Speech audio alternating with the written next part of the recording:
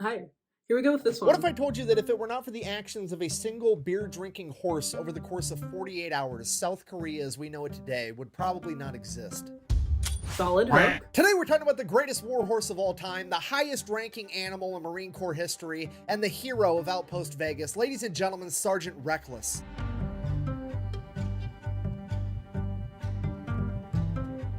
Oh, the horse is the sergeant. That one took me a second. I didn't catch that. I thought it was the rider. Okay. All right, before we get too far in this video, we do have a sponsor for a couple of reasons. One, I got bills, just gonna be honest with you. Two, I gotta pay the editor. And three, in the case of this particular video, back in the day, it used to be a rule that whenever Srgnt Reckless did any type of publicity, whoever did it had to make a $1,000 donation to a Marine Corps charity, and I am gonna honor that since I'm making this video about her. That being said, this video is brought to you by Raid VPN. Wait, no. Nord Shadow Legends, no. NordVPN, that's the one. Full disclosure, I tried to make a funny skit ad for this video where like me and my wife were both in bed and instead of using a condom, I used NordVPN and then I accidentally put a condom on my phone, but my skit failed miserably. Okay, get out of here, Musha. Okay, it's fine. It's fine. It's fine. If I used NordVPN, my dog wouldn't have been able to find me because I'd be in Singapore, actually. Adorable. NordVPN.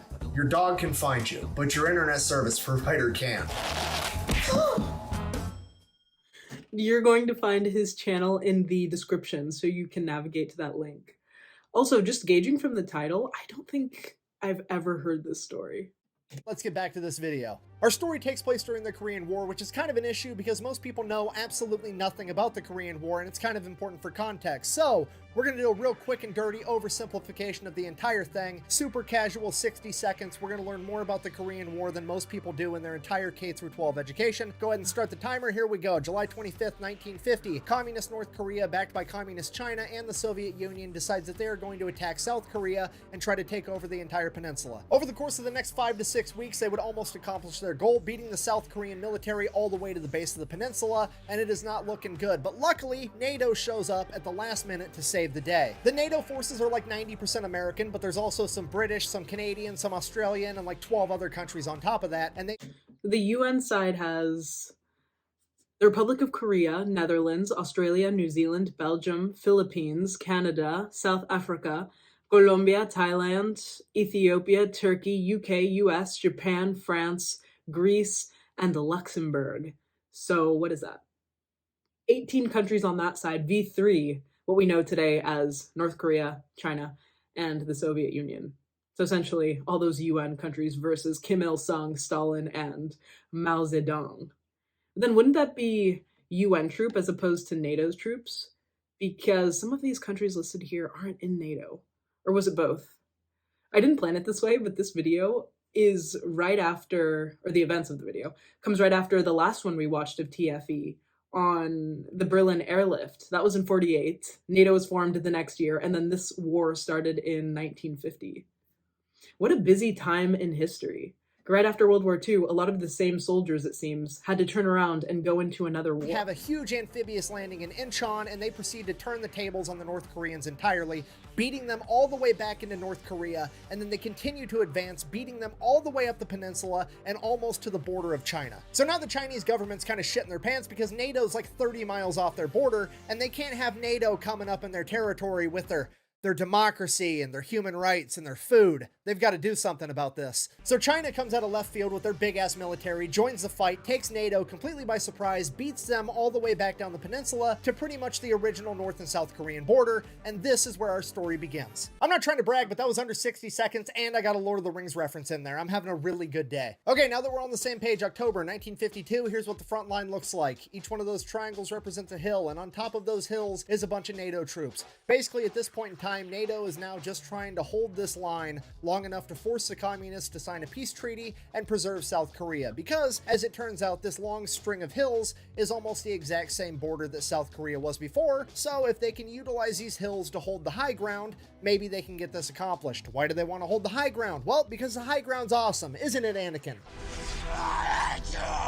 Yeah, anyways, if I could bring your attention to the furthest triangle on the left where it says the Nevada cities, that is not actually one hill, but 3 smaller hills in a close triangular formation, commonly referred to as the Iron Triangle. Each one of these hills is named after one of the 3 Nevada gambling cities, Reno, Carson, and Vegas. The reason that NATO named them after the Nevada gambling cities is because it is a gamble as to whether or not the Marine Corps is going to be able to hold that position. Because if Chinese Communist forces are going to try to break through this line, it's probably going to be right there at the Nevada cities, because then they will have a direct path to the capital of Seoul, and if they're able to... Now that we know why they named the Nevada cities, I want to know why 2 hills up, it's called Big and Little Horn.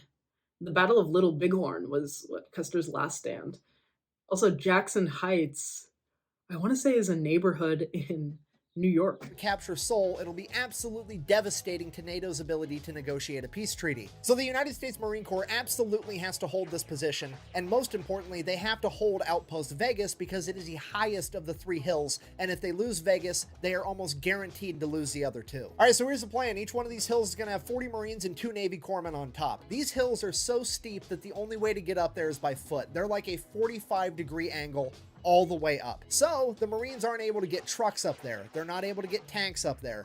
The only thing they can get up there is barbed wire, shovels for digging trenches, guns, and 75mm recoilless rifles. These recoilless rifles are pretty much going to be the Marines' only chance of defending themselves if they do get attacked. The problem with it is, though, since you can't get a truck up on this hill, now the Marines have to carry all the ammunition up themselves, and each shell weighs approximately 24 pounds. So because carrying these shells up this enormous hill 1 or 2 at a time absolutely sucks, the Marines get permission to buy a horse or a mule or a donkey or something. So they go down to Seoul and they start looking. And obviously, the first place they choose to investigate is the horse racetrack at Seoul. Is there probably going to be a pack animal at a racetrack for sale? No, probably not, because that's racehorses, and racehorses don't make good pack animals, but that is the one place that's going to have alcohol and gambling, so you best believe that's where the Marines are going to check first. But as fate would have... Racehorses and pack horses have such different lifestyles. But at least if they choose a racehorse, we know that it's bred to win. Have it, they would meet up with a horse trainer and jockey by the name of Kim Hook Moon, who would be willing to reluctantly sell his horse, Ah Chim Hai, which translates to flame in the morning. He absolutely did not want to sell this horse. He described it as the most beautiful and intelligent horse on the planet, but he did it for $250 because he had to buy his sister a prosthetic leg. I believe her name was Peggy, or was it Eileen? Anyways, the Marines buy this horse, they throw her in a trailer, they take her back to camp. From there, she immediately goes into what the Marines call hoof camp. Get it? Hoof camp, boot camp. That's funny. Moving on. The first thing they do is try to get the horse acclimated to battle by firing the recoilless rifle near her. And the first time they fired this rifle, this horse jumped 4 feet straight into the air and freaked the fuck out. Then they calmed her down, they fired it again, still scared out of her mind. And they fired it again and again. And by the 8th time they fired it, she was completely calm, and a recoilless rifle never scared her ever again. From there, they taught her how to survive. She learned how to avoid barbed wire. She learned not to get too close to the back end of the recoilless rifles because the blowback could hurt her. She learned that whenever a Marine yelled incoming, she needed to run to a nearby bunker, or if she wasn't near a bunker, she learned how to lay down. After she completed her training, the Marines ordered her a special saddle to be made and shipped all the way from America that would allow her to carry a bunch of recoilless rifle rounds. Until then, though, she began helping the Marines any way she could, mainly by helping string communications cable between the different outposts and the ammunition point, and she could string more cable than 10 men combined. At this point, the Marines really... So the jockey was correct in saying this was a very intelligent horse. Although horses have a high learning capacity in general, Reckless just had a complete lifestyle change, is now taking orders, I'm going to guess, in a different language. And she knows what to do after what, some days, weeks? If I had a tier list of animals that humans could have close relationships with, I would put horses in my top 3. Dogs, cats, horses, no particular order. I know pigs are smart too, it's nothing personal. Really started to like this horse, so they decided they were going to give her a new name. Reckless, named after the recoilless rifles, which were commonly referred to as reckless rifles. And from that point on, she just became another one of the guys, and that's exactly how the Marines started treating her. She began eating whatever the Marines were eating. She loved bacon and eggs, she loved beer, and apparently if you were ever having mixed drinks, Reckless would walk up to you, nudge you with her head, and stick out her lower lip, and let you mix a mixed drink directly into her mouth. Then her special saddle shows up, and she starts kicking ass on the battlefield. She delivers 6 rounds at a time, and she can make a trip from the ammo point to the firing position twice as fast as any man can, and he's only carrying 2 rounds. She delivers so much ammo that over the course of a couple battles, the Chinese actually start to target Reckless. And this ends up being a horrific mistake, because the millisecond that Marine Corps leadership figures out that they're trying to target Reckless, they flip the script, turn around to the Marines, and they're like, boys, they're trying to kill Reckless so they can eat her because they're starving communists. At which point, all the Marines responded with,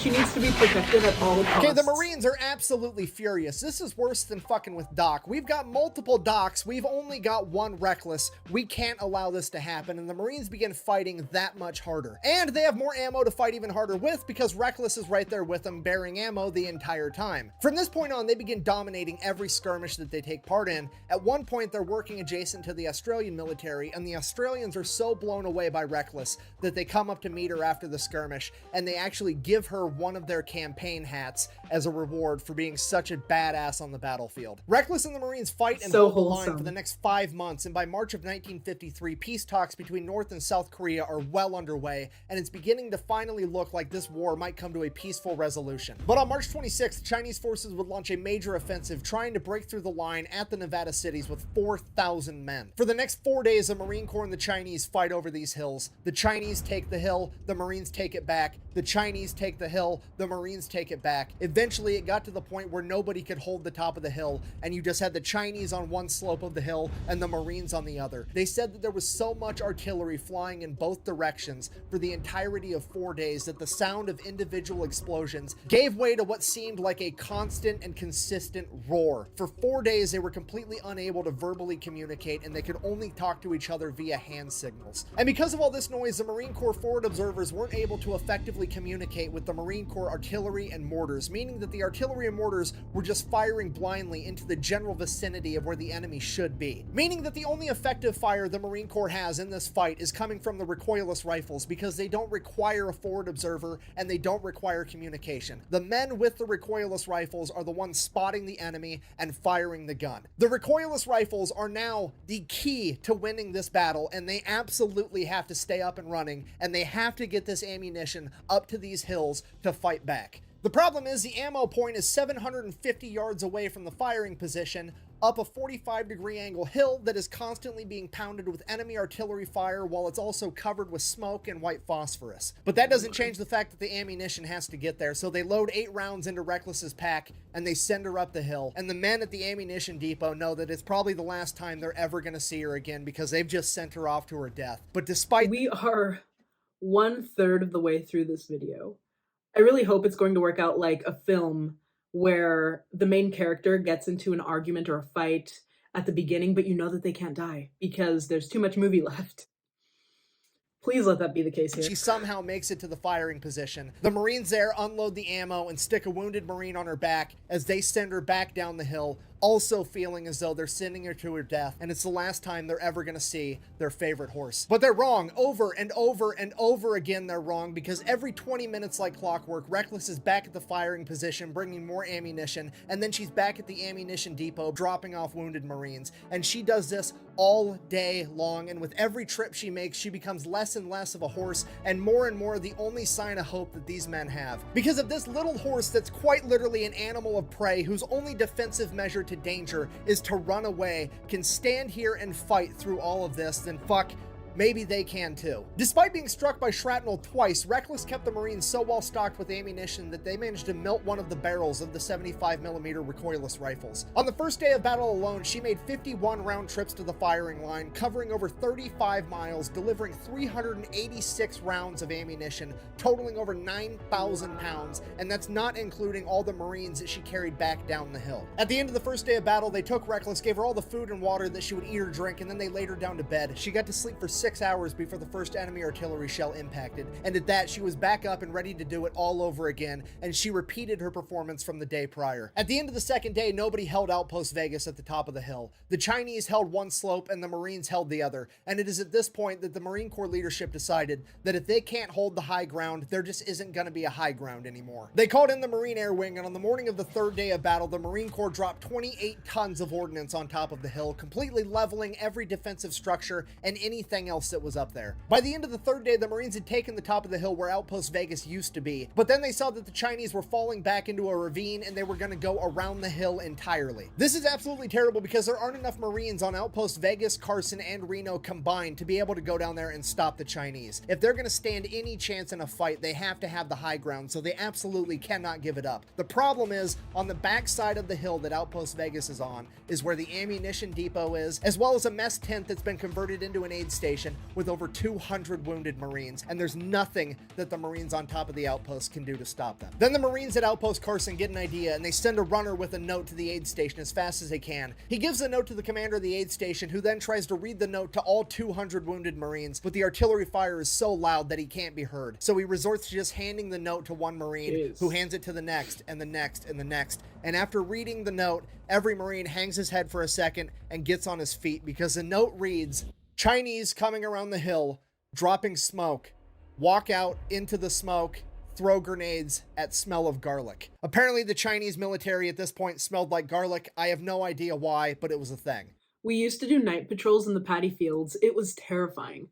The good thing about the Chinese soldiers was that they chewed garlic like we chew gum, so you could smell them long before they got near you.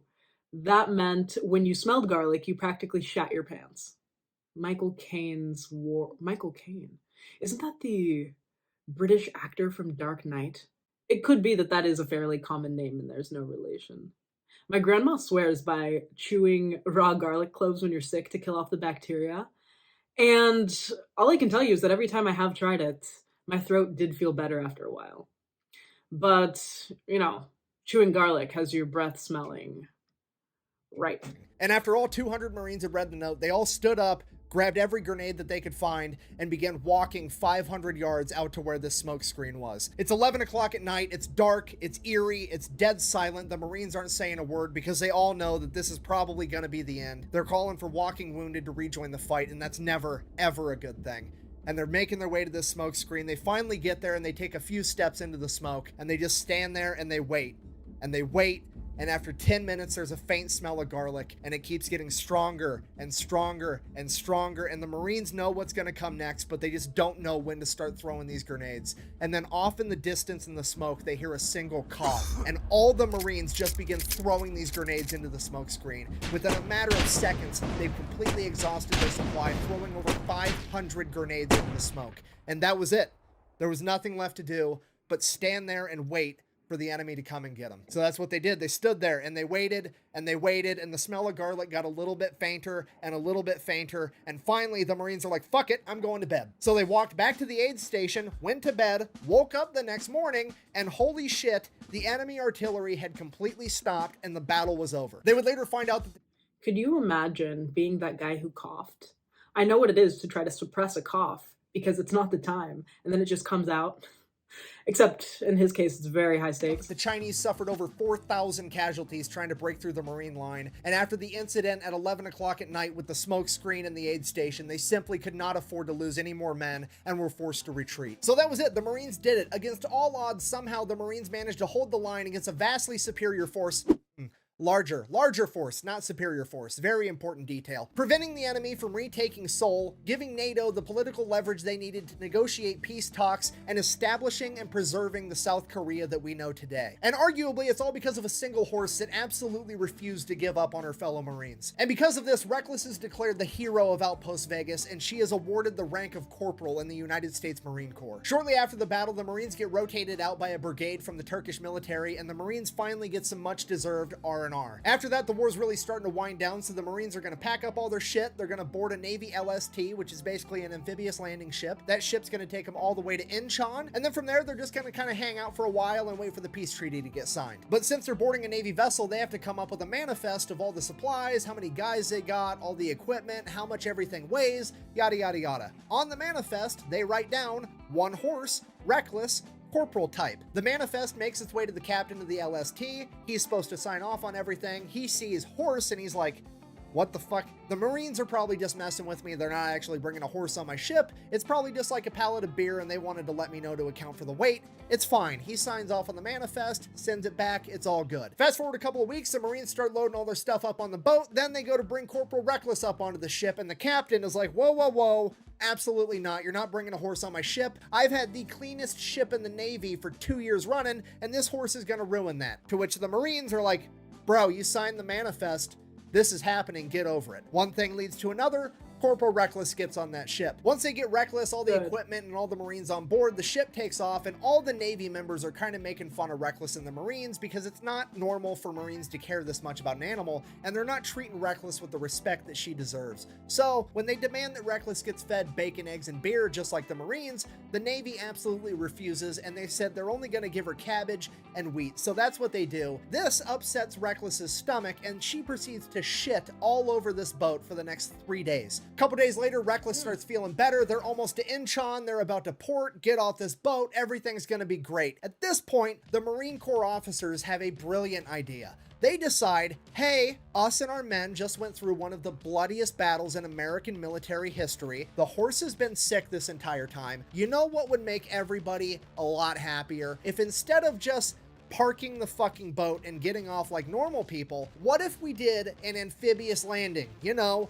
for fun and training and Why stuff. not? Wouldn't that be great? To which all the enlisted men are like, fucking fine, whatever, let's just do it and get it over with. So they make an amphibious landing in Incheon for training, but guess what? Reckless doesn't understand that it's for training. She thinks this shit's for real. So Reckless becomes the only horse in Marine Corps history to successfully make an amphibious landing. So the Marines get settled down in Incheon, and that's when they notice that there's a horse all over the news. It's in every newspaper, it's in every magazine, it's on every radio broadcast. The entire world is talking about this horse, but it's not Corporal Reckless. It's some horse over in America called Native Dancer. It's the greatest horse in the world. It's going to win the Kentucky Derby, blah, blah, blah. And the Marines are kind of getting pissed because they know for a fact that they have the best horse in the world, and it's Corporal Reckless, not Native Dancer. And the Marines are willing to put their money where their mouth is because they pull together over $25,000, which is like over $250,000 in today's money. And they publicly offer it up as a wager to the owner of Native Dancer. Hey, bring your horse over to South Korea, beat Reckless in a race, and you can have the money. But this wasn't just going to be any race. This was going to be called the Paddy Derby. It was a 1.5-mile course uphill through rice paddies, and each horse wasn't going to have a rider, and they were going to have to carry 192 pounds of ammunition. Unfortunately for everybody, Reckless was bred for this. Well, technically not. Reckless was trained for this. Native Dancer's owner decided that they were not going to partake in this competition, so now the Marines kind of just hung out until the end of the war. Then the order comes down, hey, pack your shit, it's time to go home. The Marines are like, cool, great, grand, wonderful, how are we going to get Reckless home? At which point the leadership over at the Marine Corps is like, well, here's the thing, we don't think that the taxpayers would appreciate spending their money to transport this horse all the way back to America, so we're just gonna abandon her here. To which the entire Marine Corps is like, the fuck you are. They go into full samurai mode. They're gonna figure out how to get Corporal Reckless back to America through the back channels, whatever it takes. So they end up getting a hold of a public company called Pacific Transport, and they convince the owner to take Reckless all the way back to America. The only problem is Pacific Transport doesn't go to South Korea. The closest he can get is to Japan. Okay, cool. Now we just have to get Reckless from South Korea to Japan. Reckless's platoon then gets a hold of the Marine Corps Air Wing, and they convince those Marines to let them smuggle Reckless onto a cargo plane going from South Korea to Japan. From there, they get Reckless onto the Pacific Transport ship. How do you smuggle a 1,000-pound animal? But I do like these Marines' dedication to Reckless. I feel like this about my family dog. And he's never saved my life. They take him all the way back to San Francisco, where the Marines are going to re-meet back up with Reckless. Okay, fast forward, the Marines make it to San Francisco. The Pacific Transport ship makes it to San Francisco. The Marines go there to pick up Reckless, at which point they find out that Customs beat them there, and Customs called the Department of Agriculture, and the Department of Agriculture said, we're going to have this horse destroyed because she could have diseases. The Marines then explained to this guy from the Department of Agriculture, look, this is a war hero. You're not killing this horse. She's coming with us. At which point, the Department of Agriculture guy is like, oh no, she's staying here and we're going to have her destroyed. Now, the Marines are kind of looking around at each other. They're looking at this pencil pusher from the Department of Agriculture. And the Marines, without saying a word, have just communicated with their eyes. we're actually going to have to kill this guy and hide the body. Department of Agriculture guy is finally starting to piece together how quickly and how far this might escalate, and he finally comes to his senses and he's like, okay, look, maybe, just maybe, I'll take a blood sample, I'll take it to the lab, and if she doesn't have any diseases, we'll release her. To which the Marines are like, that's a solid call. So the guy takes a blood sample, says it'll take me about a week to get the results. Go ahead and just leave the horse here. You guys can head out. At which the Marines said, nah, we're going to stay with the horse. And the agriculture guy is like, that's not necessary. And the Marines are like, oh, yeah, it is. Because at this point, the Marines have come to the conclusion that the communists were trying to kill Reckless for food, and American bureaucracy is trying to kill Reckless just for fun, and they cannot let her out of their sight ever again. So, agriculture guy gets a blood sample, he leaves, the Marines hang out with the horse for a little while, and then they're like, oh, hey, there was a Marine Corps ball tonight. Reckless is a Marine. Let's go. Then they smuggled Reckless out of the ship. Then they smuggled her out of the port. Then somehow they got her all the way across San Francisco, into the building, up the freight elevator, and they made it to the Marine Corps ball. Reckless walks in, and she has just given every Marine in that room the excuse they were looking for to get absolutely hammered. Everybody's drinking beer, eating cake, including Corporal Reckless, and Reckless is also eating all the flower decorations. It's a great time. Everybody wakes up the next morning, super hungover. They all go out, they get breakfast, bacon, eggs, give some to Reckless. Now, here's the problem. They kind of have smuggled this horse out and they don't know what to do with it. They also can't let the government find out where the horse is because the government is actively trying to destroy her for no reason. Then once Reckless gets to Camp Pendleton, the American public finds out that Reckless made it home and everybody's super pumped. They want to know all about it. The news is getting involved. America's celebrating because fucking America's warhorse made it home. This is awesome. At which point the high-ranking Marine officers that were going to abandon her are like, holy shit. Wow.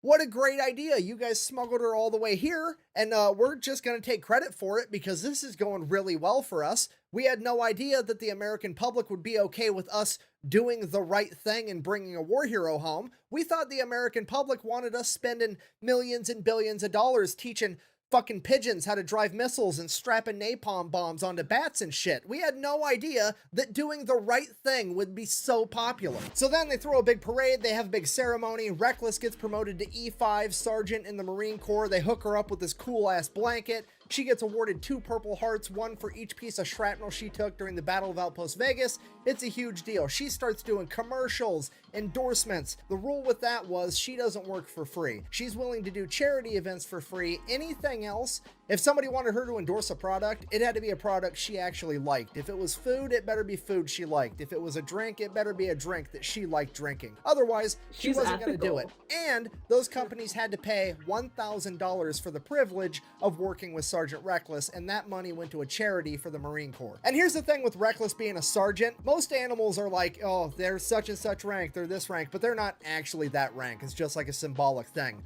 With Reckless, it was not a symbolic thing. The Marines treated her like she was truly and legitimately a sergeant in the Marine Corps. Nobody that was a lower rank than her was allowed to give her orders or tell her what to do, okay? If the privates were standing around eating food and stuff, and Reckless wandered up and nudged one, that was an order to share some food, and that private needed to obey it. She was given her own private stable right outside the post commander's house, and there was a standing order that she was never to carry anything heavier than her blanket ever again. Srgnt Reckless even had an assistant. Every time they got a batch of new recruits, they would find out who the farm kid was, and he would be tasked with taking care of Srgnt Reckless. Now, part of taking care of Srgnt Reckless was taking her out for her daily exercise. Now, how do you exercise a horse if you can't ride a horse because there's a standing order that she can't carry anything heavier than her blanket, and even if she could, you wouldn't be allowed to ride her because she's a higher rank than you?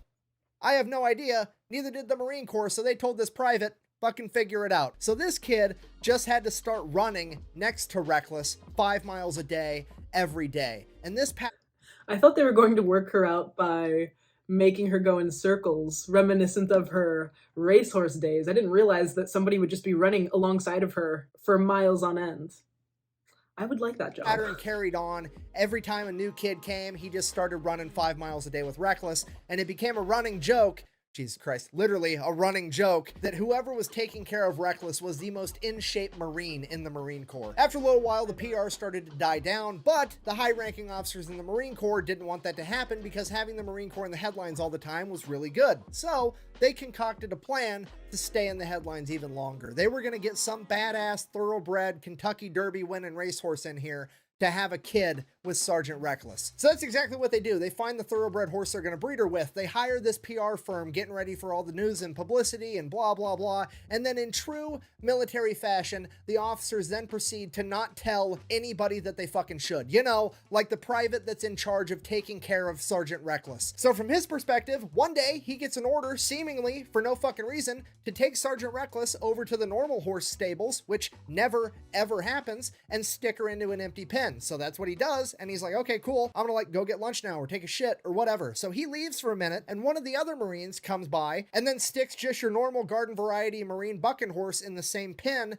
as Reckless, not knowing it was Reckless because Reckless is never in those pens anyways. So fast forward a little bit, Srgnt Reckless's assistant comes back, and Reckless and this bucking horse are midway through a horizontal jogging session, and he's not about to get in there and stop it. Okay, now Srgnt Reckless's assistant is having a full-on panic attack because Srgnt Reckless, the pride of the Marine Corps, is currently getting taken to Pound Town on his watch, and he is definitely gonna be in trouble for it. So as soon as they finish, he runs in, gets Reckless, takes her in the barn, he's brushing out her mane, he's getting the scratches off of her sides, he's trying to hide all the evidence. And then while they're in the barn taking care of that, that other bucking horse gets taken out of the pen, and this big old fancy truck pulls up with this big old fancy trailer, and this big ass Kentucky Derby winning thoroughbred racehorse gets unloaded and put in the pen that Reckless was just in. He gets done cleaning Reckless up in the barn, takes her out, and everybody's like, bro, what are you doing? Reckless is supposed to be in there with this other horse.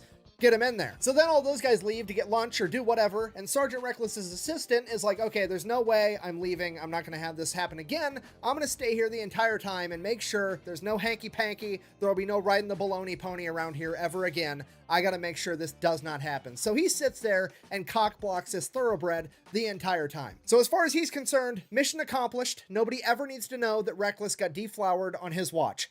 It's gonna be fine. Then fast forward 28 days later, he shows up at Reckless's stable first thing in the morning to take care of her, and there's a bunch of high-ranking military officers and a bunch of news crews right outside the stable. He rolls up like, what's going on? And the general is like, Reckless is pregnant, and he's like, oh, okay, that's a good thing.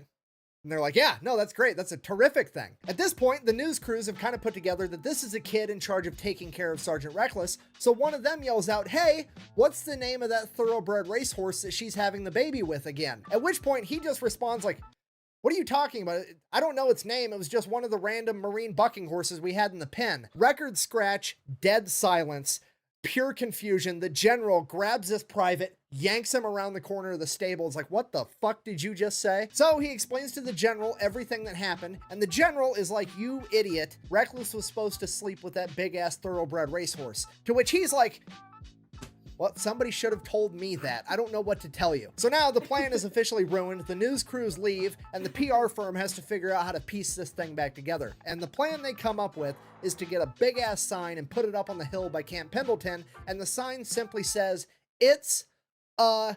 Yeah, if you're not picking up what I'm putting down, and the plot twists that absolutely nobody saw coming, the United States Marine Corps is actually responsible for inventing gender reveals. And that's how they still managed to generate a bunch of hype for Srgnt Reckless's kid, getting the entire world to speculate as to whether or not it was going to be a boy or a girl. The pregnancy goes great. She goes on to give birth to a colt, aka a boy. They go out, write boy in big blue letters on their sign, and then the Marines throw a big ass party because they're amped, unwittingly throwing the world's first ever gender reveal party, which I'm gonna hold against the Marine Corps forever. But now everybody wants to know, what are we gonna name this young colt? So the high-ranking Marine officers step in again, and they're like, I have another great PR idea. Let's have a competition where all the Marines can submit their ideas for names. We'll pick the best one, and that guy can win a week of leave.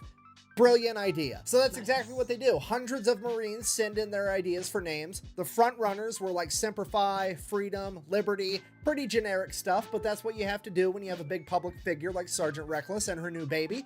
But the commanding officer in charge is just like, I don't like any of these names. I'm gonna name it myself. So he just decides that he's gonna pick a random private and be like, hey, you're the winner, even though you didn't pick the name, but I'm just gonna say you're the winner so I don't look like an asshole. And then he named the colt Fearless, which, that's a great name. I'm just getting really, really jaded with bureaucrats and high-ranking officers in this video for some reason. Sorry about that. Anyways, fast forward a couple years. Fearless is a fine name. It's a good name. I would have liked to see more of the alternatives, though. One of my main reasons for watching the Kentucky Derby every year is because I like to see the wild names they put on these horses. Last year, Mystic Dan won. There was a horse called Forever Young in the Kentucky Derby last year. If I had to go with a song name for a horse, it's going to be Smooth Operator. Drop your top horse names. Year's 1959, Srgnt Reckless is now getting promoted to Staff Sergeant Reckless, E6. There's a 1,700-man parade, a 19-gun salute. The Marines make a huge deal out of it because, well, Reckless deserves it. So that's what they do. And in the crowd that day was none other than the new Private Fearless of the United States Marine Corps, which I thought was pretty cool. Later that year, she would give birth to another boy named Dauntless, and then a couple years after that, she would give birth to yet another boy named Chesty, named after Chesty Puller, the most decorated Marine of all time, and as rumor has it, the last Marine to ever ride Reckless. From there, Srgnt Reckless would retire and spend the rest of her life living on Camp Pendleton as the highly regarded, highly respected war hero that she was before passing away in 1968. So in conclusion, this has been the story of Srgnt Reckless, the hero of Outpost Vegas, America's greatest warhorse, the four-legged Marine that fought during the Korean War, which is commonly referred to as the Forgotten War. But as is the case with most of us, it's not that we forgot it, it's that we were never taught about it in the first place. So if you made it this far in the video, I really hope that you learned something. If you wanted to support the channel, best way to do that is go check out thefatelectrician.com. We got merch, I got a Patreon with deleted scenes. Otherwise, until next time, quack bang, out. Let's see if he put anything on the end here. Let's see if there are a few seconds. What are you still doing here? Leave. I have to go enjoy my not single-ply toilet paper that I got at the store just for me. So this was another one from the Fat Electrician. Both of his channels are going to be linked down below. He had me gripped with the storytelling in this one. I laughed. I was misty-eyed for a little bit. Reckless was a true warhorse. Well, literally. She saved lives. She lived a whole life. I mean, she was a racehorse, then a warhorse. She moved countries, understood multiple languages, then became very decorated. I'm glad she got to live out the rest of her life in sunny California, never carrying anything too heavy on her back, drinking beer, having babies. Maybe those last two, not at the same time. I don't know of a Korean War film, so you'll have to let me know if you can think of one. Documentary, sure, but this video reminded me of watching MASH with my dad when I was a kid. If you've never seen that, it was a sitcom about army doctors during the Korean War. I think it was filmed in the 70s or 80s, and it was quite comedic despite the subject matter. If you've ever seen Blackadder Goes Forth, I think there's some comparison to be made there. If you want to watch more of the Fat Electrician on the channel, let me know which video it is, and I'll choose the one that's recommended most. Other than that, if you have more information on this subject, please drop it down below. I read this book last year. It's called Fearing the Worst by Samuel F. Wells Jr.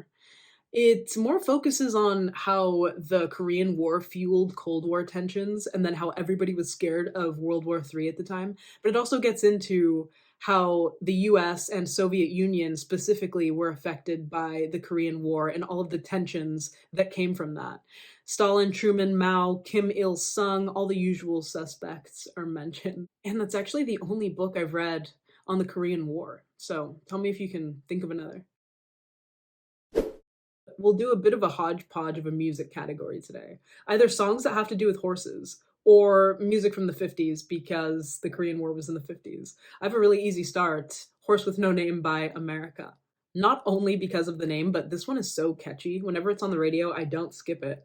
I think it's from the 70s. And as far as genre, probably folk rock or soft rock, definitely something under the subgenre of rock. Bon Jovi would probably fit here too with Wanted Dead or Alive. I'm not too big of a Bon Jovi fan, to be honest with you. And lastly, I'll pick a song from the 50s by The Platters, Only You. And I probably need to start writing down the names of songs that I've mentioned in previous videos so I make sure I don't repeat, because I don't know if I talked about this song before. But if I did, I'll say it again, the vocals in this group. In an age of auto-tune, voices just don't need to be like this anymore. I think many of you will likely have heard this song before somewhere, despite not knowing the name. So it's going to be linked down below. Drop your song choices. And that's all from me. Thank you for watching with me. Preview.